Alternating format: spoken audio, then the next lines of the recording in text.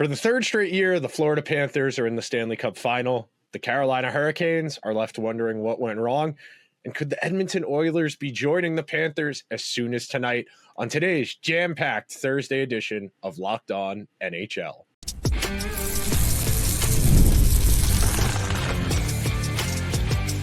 You're Locked On NHL, your daily podcast on the National Hockey League. Part of the Locked On Podcast Network, your team every day. Hello, everyone, and welcome to this jam-packed Thursday edition of Locked On NHL.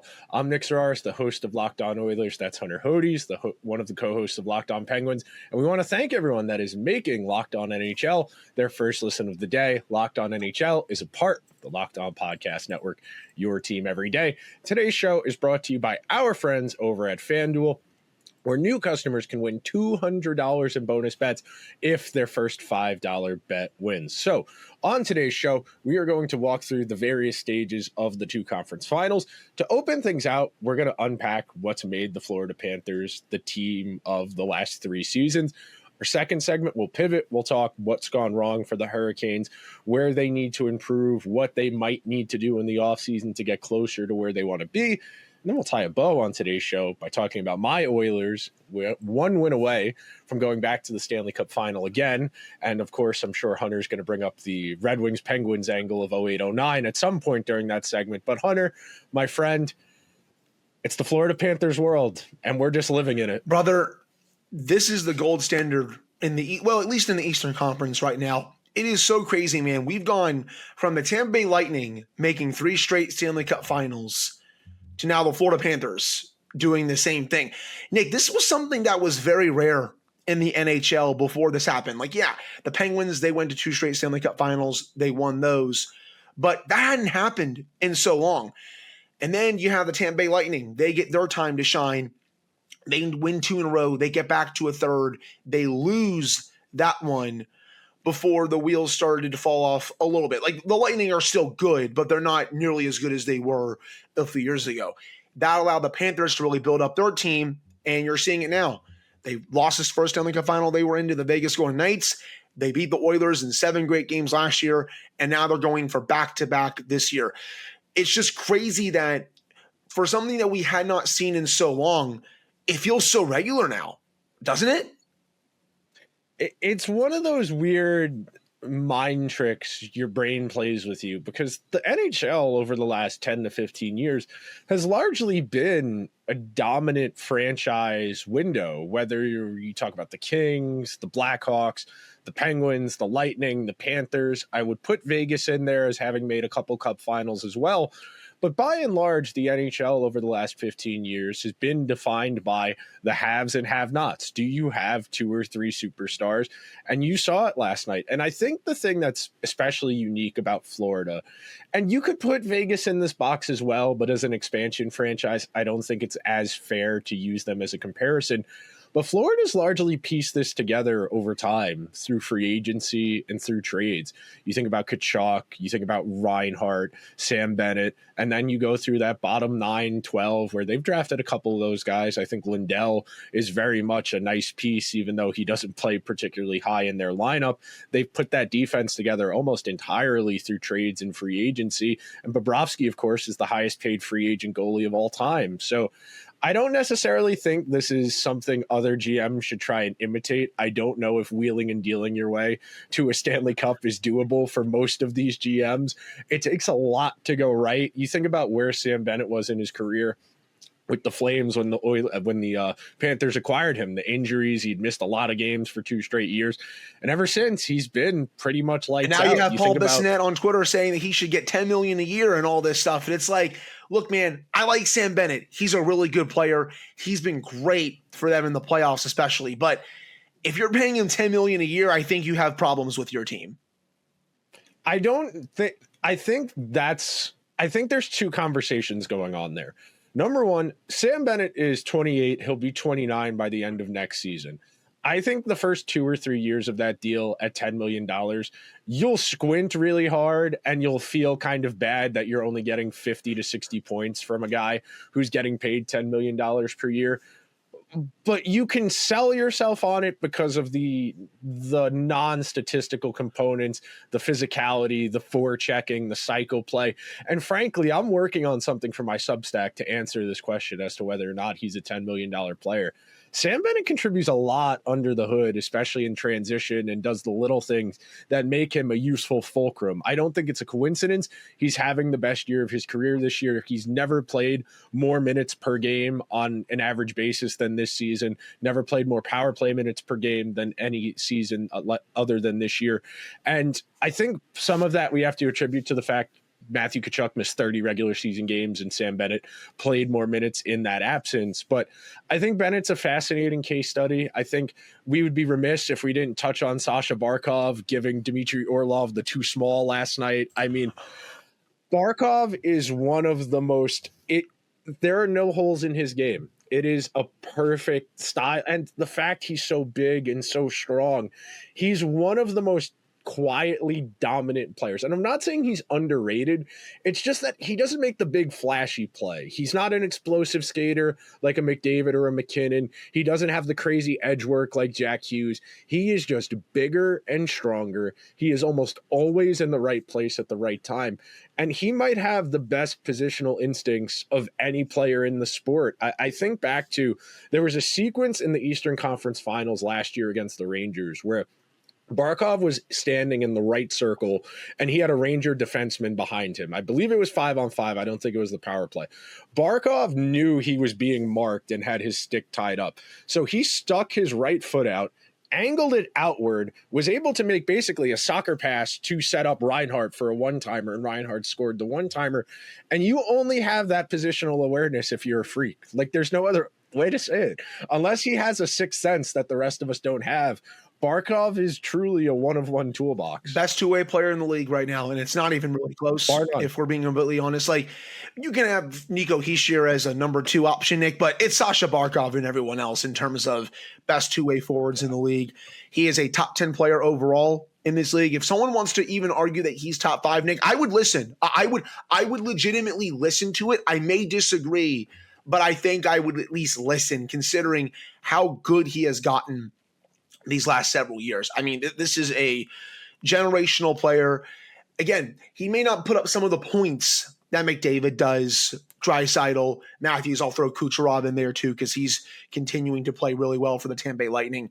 But he also does it all defensively in his own end. He can do everything on the ice. And that's why no matter what we get, if we get the rematch, for example, if we get the Stars to come back, it's going to be electric seeing him go up against McDavid potentially 2 years in a row, or even the Stars' high-end talent with the way they have played for most of these playoffs, at least not in the series. But hey, I don't want to get too far ahead of ourselves. We're going to get into that a little bit later on in the show.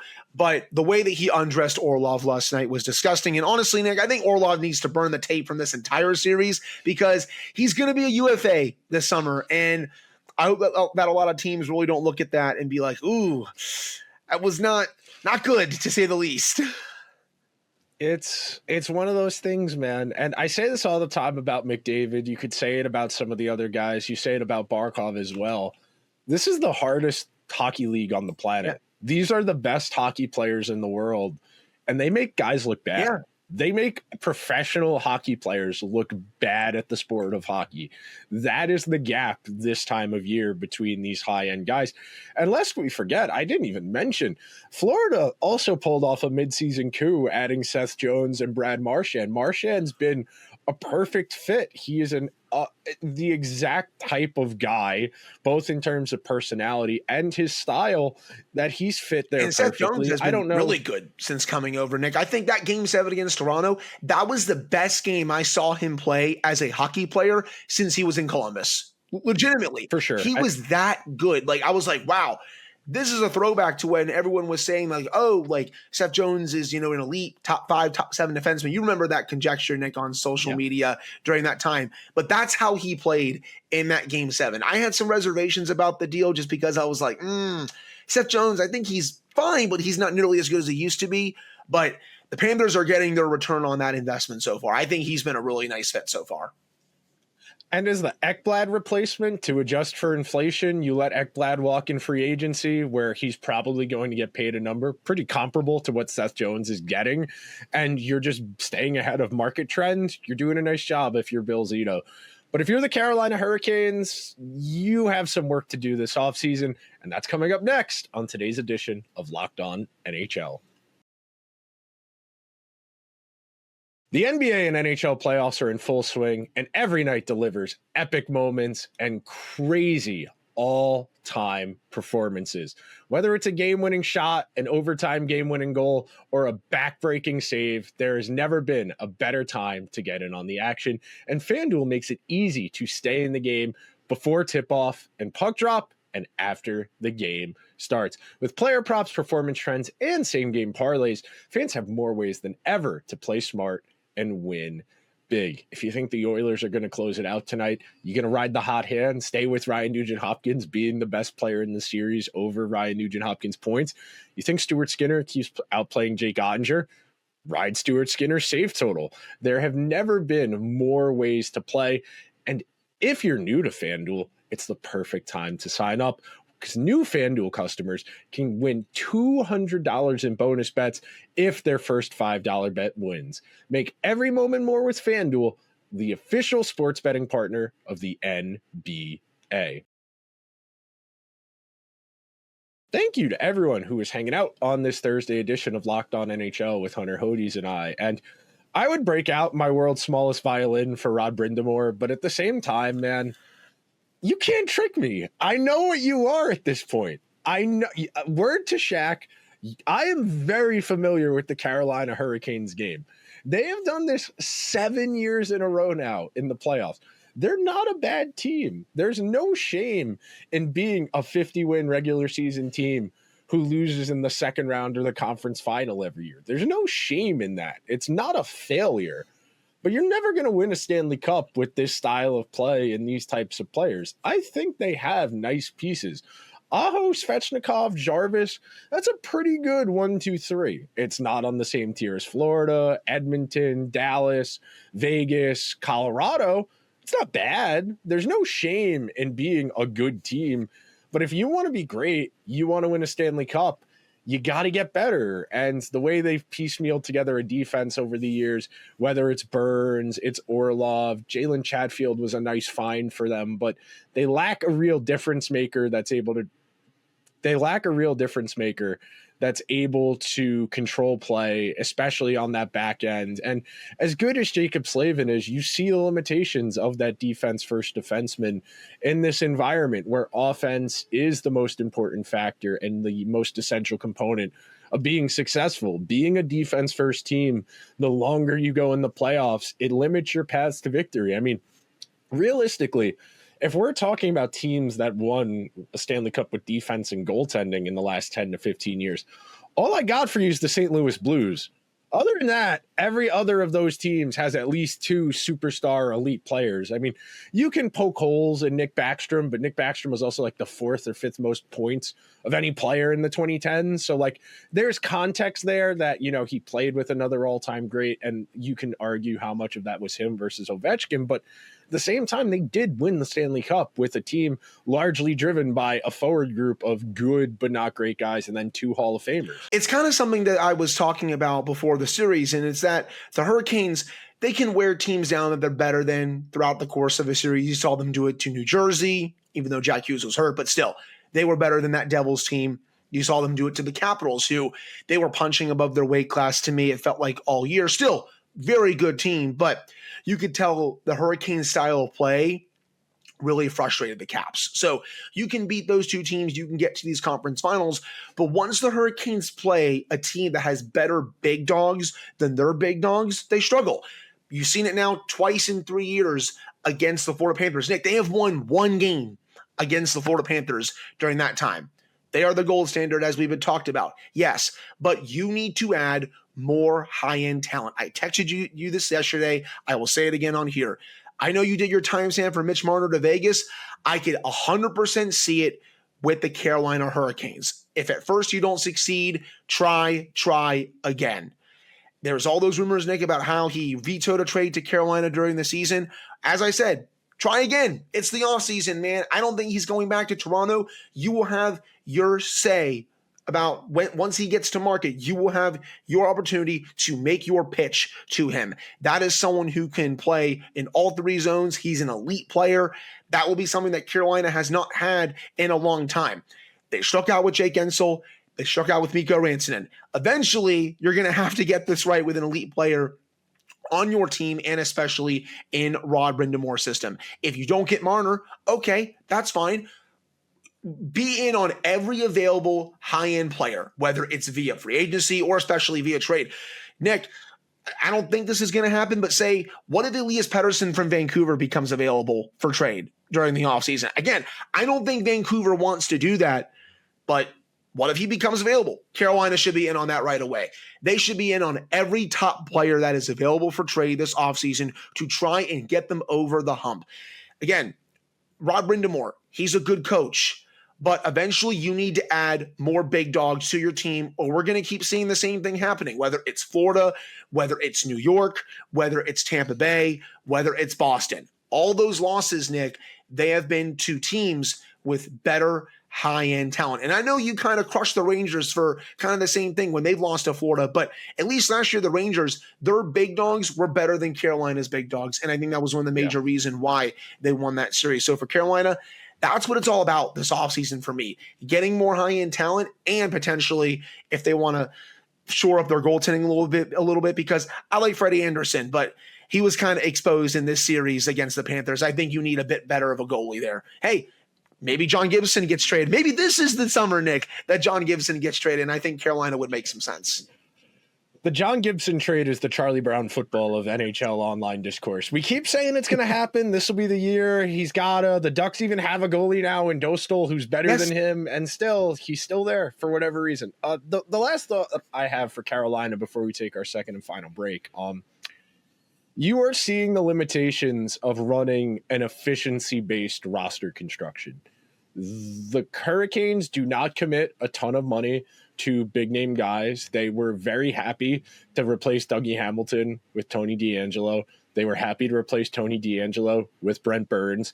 And they have consistently tried to cut costs wherever they can. And because of that, they have built a very efficient roster. Like, in terms of dollars in, dollars out, they get a lot of value out of the pieces they have. But at a certain point, you need enough guys. Yes. At a certain point, you also need guys who can play and create and make dangerous things happen. You know, Florida and Carolina don't play that dissimilar of styles of hockey. They are the two most aggressive forechecking teams in the entire NHL. They consistently have low shooting percentages in the regular season, but Florida's guys are better hockey players. And eventually, no matter how efficient you are, no matter how deep your lineup is, someone needs to make a hockey play. And last night's a good example. Carolina was in reasonable control of that game. Yeah. And then Florida said, okay, bet. And they won the game. Sometimes, and I said this at the top, but I'll repeat it again. There's no shame in losing to a team that's better than you. That's just, it's going to happen more often than not. But if you continue to roll out a similar team year after year after year, and you don't take big swings or make kicks at the can to try and get better, you can't really be that surprised. Like, I don't know if you saw what Rod said this morning, or last night rather, that, well, I don't know if we were even supposed to make the playoffs when you saw the roster. I mean, my guy, give me a break. Stealing Kirby Smart's notes word for word. Yes, you were expected to be a playoff team, Rod. You're better than most of the teams in the Metro. You're better than most of the teams in the East. You are a good coach. Yes, we expect you to make the playoffs every year.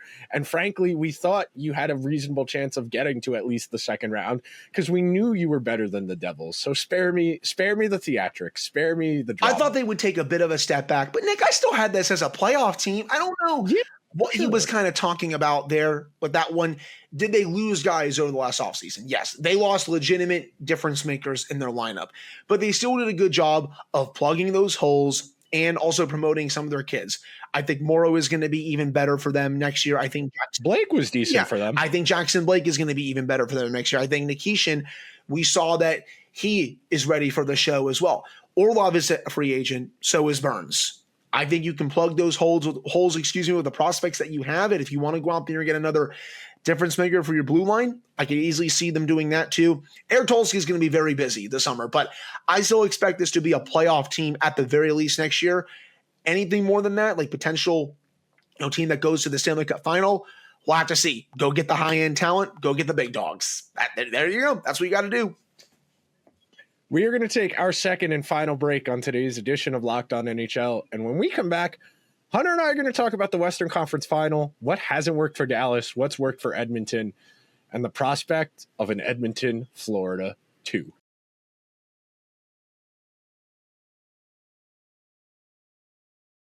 Thank you to everyone who is hanging out on this Thursday edition of Locked On NHL as Hunter Hodies and I walk through the 2 conference finals, the states they're in. And my friend, I don't want to say we missed the forest for the trees in talking about the Edmonton-Dallas series, but I may have underestimated just how much those first 2 series took out of Dallas in getting here. Because Game 4, the Stars came out as hard as they could. They pushed. Edmonton still scored first. They hit a wall about midway through that second period. And then as you and I were texting about, the Oilers shut them down in the third period. 3 shots on goal in the third period of what's effectively a do-or-die game to go down 3-1 in a conference final. The Stars are a talented hockey team, but you can see it's kind of fraying along the edges. Guys are a little worn out. Guys are a little burnt. And at a certain point, being that high energy of a team, being that reliant off the cycle and creating off of high to low plays, it takes a toll on you. And the Oilers have been extremely patient. They've created off the counterattack very well. Their power play has gotten going as of late, and they've just gotten more from their guys, whether it's McDavid, Draisaitl, Nugent Hopkins, who leads everybody in the series with 9 points, and then Bouchard, who's been really good as well. And I don't think the Stars are playing particularly poorly either. I just think Edmonton's playing better.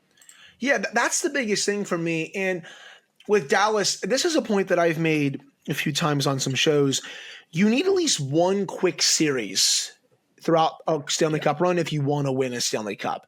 So far, Nick, we have a long series against Colorado Avalanche, a series they almost lost, but also a great comeback in Game 7. And you've had a pretty long series against the Winnipeg Jets as well. You haven't had that 5-game series yet, or even a 4-game sweep. The Panthers, on the other hand, Nick, they've had 2 5-game series so far. Yeah, they had the 7-gamer in there against the Maple Leafs, but especially for a team that's played a lot of hockey these last 3 years, you got to have at least 1, if not 2, especially in their case, quick series if you want to keep going on the run that they've been going on, and they're going to be well rested going into the Stanley Cup Final. For the Stars, they've just played so much already in these playoffs so far, and to win this series, it's going to have to be another 7-game series. So, Nick, you would have 2 7-game series to go to the final and a 6-game series against the Winnipeg Jets.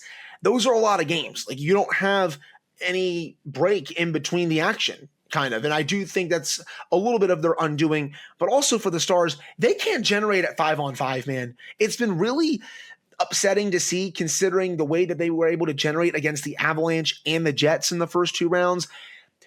I'm not going to sit here and overreact to a 4-game sample size from Mikko Ranson. We all know he's a top 15 player in the league. The Oilers are doing a great job of shutting him down. He cannot get anything going in this series. You've seen a little bit for Jason Robertson. He's had a good series.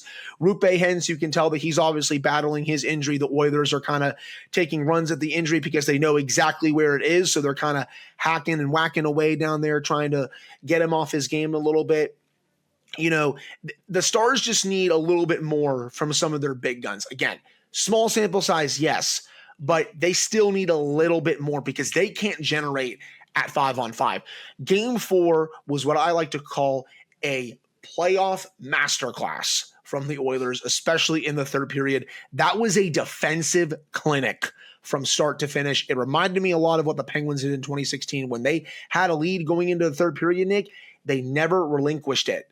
They were full pedal to the metal, and they took it to the other team. They didn't just sit back and turtle. The Penguins did that year. And that's exactly what the Oilers did in that third period. They took it to the Stars while also limiting their chances. They didn't give them anything in that period. And that's one of the biggest reasons why we are one win away now from our first Stanley Cup Final rematch. Here it is, Nick. Here's the reference. Our first Stanley Cup Final rematch since 2008 and 2009 when the Penguins played the Red Wings. It's crazy that it's been that long since we've gotten a rematch, but I think we're going to get it. I just don't see the Stars winning 3 games in a row against the Oilers in the way that they're playing. And for the Oilers, they're getting the great version of Stuart Skinner. Usually it's very feast or famine. You get the great version of him or the really bad version of him, and there's no in between. It's kind of like regular season Tristan Jarry for the Penguins, where you really don't know what you're going to get from him. But he's been great in this series outside of, the meltdown in game 1 of the third period. Connor and Leon and Evan Bouchard are doing their thing. And this is something I also talked about on Locked On Penguins this week. Yeah. Is Bouchard good defensively? No. Was his skill set redundant on Team Canada? Yes. They had especially Cale Makar there, Nick, who can literally do everything he can except at a more elite level. But you're seeing when it gets to playoff time and when it comes to crunch time, he's always there when the Oilers need him. And this is why he is, to me, at least a top 10 defenseman in this league. He's having one heck of a playoff run for them, but the depth players are also stepping up. I continue to be so impressed with the Oilers in every facet in this series. They are shutting down the Stars every game. The one last thing before we wrap up today's show. So, number one, I believe when I did the math last year, it was 22 playoff games total is the sweet spot for the average amount of games a team that wins the Stanley Cup plays. Some teams have done it in less, some teams have done it in more, but generally speaking, that tells you they finished at least 2 series in 6 games or less, and that's where you want to be. Next thing on the itinerary, the fact that the Oilers lost Zach Hyman and we still feel pretty good about their chances speaks volumes about their depth, that they're just going to slide Victor Arvidsson back in, and Jeff Skinner is going to play for the first time since game 1 against the Kings, more likely than not tonight. Oh, yeah, and they might get to add Matthias Ekholm back to the lineup too, which is another factor we haven't really addressed. And as for Evan Bouchard, the thing that's crazy to me, they had the stat during the broadcast last night. He's already halfway to Paul Coffey's career playoff points as an Oiler defenseman, and he's been in the playoffs 3 times. Like, this is a guy who, if he stays in Edmonton his entire career, is going to basically have every Oilers playoff record for a defenseman. And yes, the scoring environment's a little bit different than when Paul Coffey was on the Oilers, but at the same time, I think you have to recognize that if you're in the same sentence as someone like Paul Coffey, you're a pretty good hockey player. And that's why I always found the discourse about Evan Bouchard to be a little overkill. Like, yes, his defensive mistakes are a little frustrating. No, he's not the best skater. He can be occasionally frustrating in transition, especially when he takes an extra half beat to turn to start skating forward to back check. But look, the Oilers are as well positioned as any team to absorb losing Zach Hyman for an extended period of time. They are going to reinsert Matthias Ekholm into this lineup at some point. The Stars are desperate. And the last stat I have for you, and something I think that's really illuminating for this series, is when you look at the disparity between scoring chances and shots on goal for the Stars, that tells you how few of their shots are getting through on net, how few of their shots are actually testing Stuart Skinner, and how good of a job the Oilers are doing of clogging shooting and passing lanes, because they can't really get anything going. Like, yes, they've had a majority of the scoring chances and a majority of the shots on goal, but when almost half of your scoring chances aren't actually getting on net, that's a lot of empty possession. That's a lot of empty calorie offense. That's not really doing a whole lot for you. No, and I have a stat here for this. In the Stars' last 21 conference final games, when you go back to 2020, Nick, they're averaging 2 goals per game. This has been a problem going back these last several times they've been in the conference final. They've been held to 1 or 0 goals in 9 of those 21 games in the conference final. That's almost half if you're a math person. They cannot get the goals when they need them. And again, that's been their biggest problem so far. It's funny. I think they played their best game of the series in game 3. It didn't matter. The Oilers finished their chances. The Stars did not. I thought the Stars came out like a house on fire in game 4. Great first period. didn't capitalize. The Oilers, they settled into the game. They got the lead, and then it was curtains. They haven't been able to get results from their really good starts in this series. And I also think that's another big reason why they're down 3-1 right now. That'll do it for today's edition of Locked On NHL. Be sure to subscribe to the show wherever you get your podcast. If you could be so kind, take an extra second, leave a 5-star review. Helps the show out immensely. If you're watching over on YouTube, subscribe to the channel, like the video. Let us know your thoughts on the conference finals so far. Hunter and I will talk to you next Thursday, where the Stanley Cup Final will likely be underway if everything goes the way it's supposed to. We'll see. Elliot Friedman reported that if the Stars win the Stanley Cup Final, we'll start at least on the 7th if it doesn't go to a 7th game. But Hunter and I will talk to you guys real soon. Everyone enjoy the Western Conference Finals.